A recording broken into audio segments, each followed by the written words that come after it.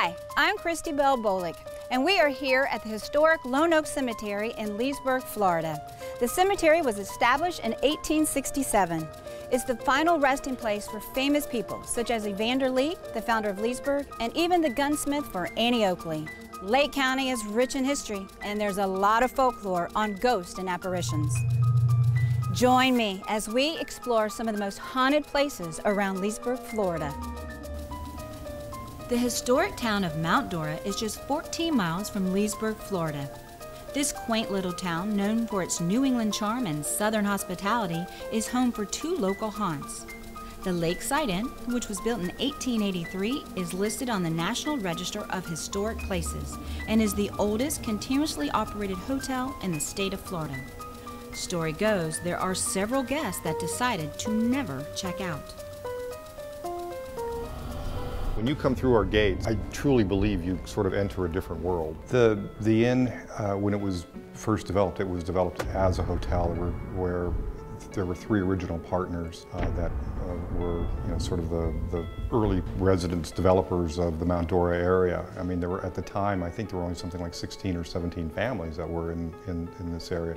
It was originally just about half of the main lobby size, or 10 rooms, and then over the years it just grew from there. Throughout the 132-year history of the inn, who are some of the famous people that stayed here? The most famous guests of the inn were President and Calvin Coolidge and his wife Grace Coolidge, and they came and stayed for about a month. That's probably the most famous guest we've had.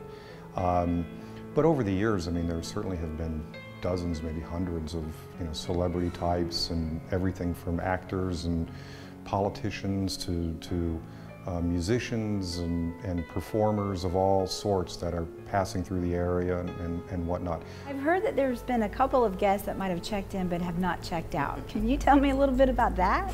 Of those experiences that I've heard of and that people have shared, all of them have been positive, have not been scary, have not been maybe a little mischievous, at times, but not frightening, not door slamming or things, doing weird stuff in the middle of the night.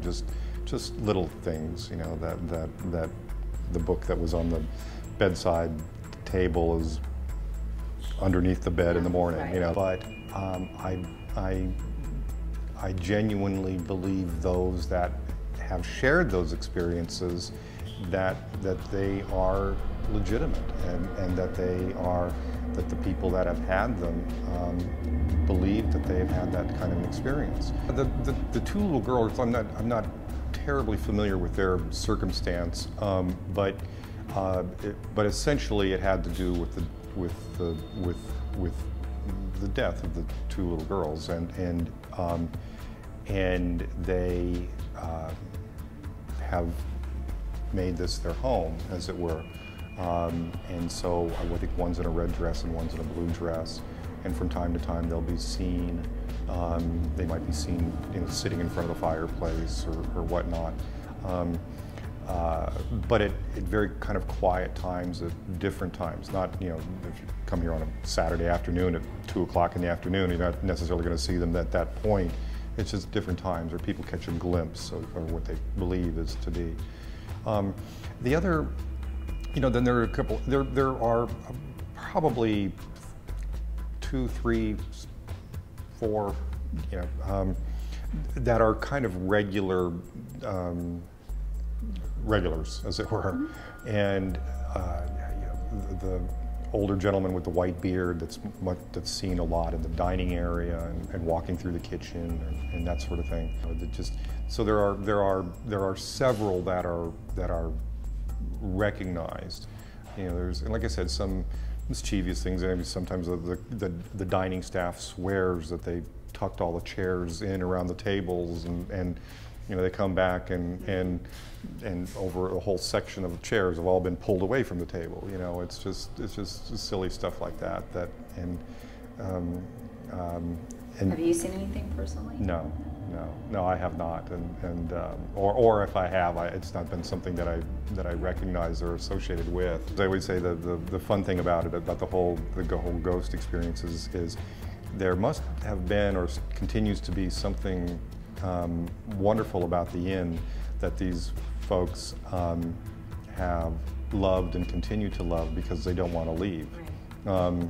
And this has become a great place in which to stay. Right. You know, and occasionally maybe they're a little mischievous or whatnot, but generally speaking, they enjoy being here, and that's a reflection that I can definitely live with.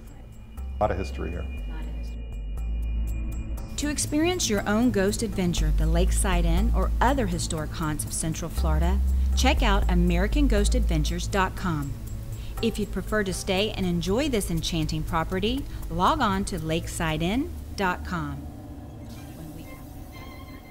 Our next historic haunt in Mount Dora is just several blocks away from the historic Lakeside Inn. The charming Windsor Rose is an English-style tea room and restaurant, and is a destination for psychics who have felt the energy of two supernatural beings. I sat down with one of its owners, Marcia Goodale. Hi, Chrissy. My name is Marcia Goodale, and my husband Paul and I own the Windsor Rose Restaurant and British Tea Room in downtown Mount Dora. Marcia, I understand there's a hot spot here in the tea room. Where is that located? We have a hot spot on table 4. And we've had customers ask if we are haunted because their food moves across the table. And we've had sightings, different employees, different people, people that are intuitive in nature, pick up a sense that there's something inside the Windsor Rose. What about you? Have you sensed anything? I've seen a half woman, dressed in period clothing, Victorian, and I've just seen her float through the tea room late at night while I'm at one end and she's at the other. I've had people flip my hair, and I've had my name being called over and over and over again. And I've reached for doorknobs and had them resist me, and reach in again and think it's locked, but it's not locked, and somebody pull against it, and then the third time I'll open it and there's nothing there. Marcia, can you tell me a little bit about some of the paranormal activity that you felt or seen while being here in the restaurant?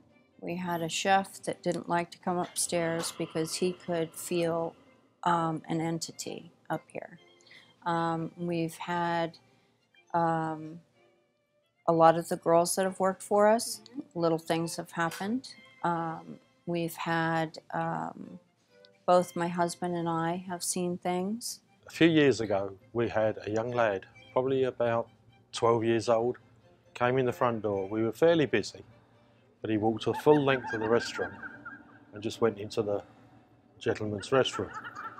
And we'd previously had kids coming in, taking things out of the restaurant, out of the bathroom, so I was kind of wary of him. So he was in there for a good 10 minutes, and I thought, well, he's got to have finished by now. So I knocked on the door, said, come on, you've got to come out now. No answer, absolutely nothing at all. People were waiting to use the restroom. So I undid the door handle with a screwdriver, got access to the bathroom, and there was nobody in there whatsoever, but the door was locked from the inside. That was one strange occurrence that we had. Never saw him again, ever. Marcia, do you know any of the history behind this beautiful building? The history of the building, I know it's been owned by one family generation after generation since the early 1800s. It's been multiple businesses. It's been a laundromat, a beauty shop. It's been general businesses. This is the first time it's ever been a restaurant, and this has been 25 years.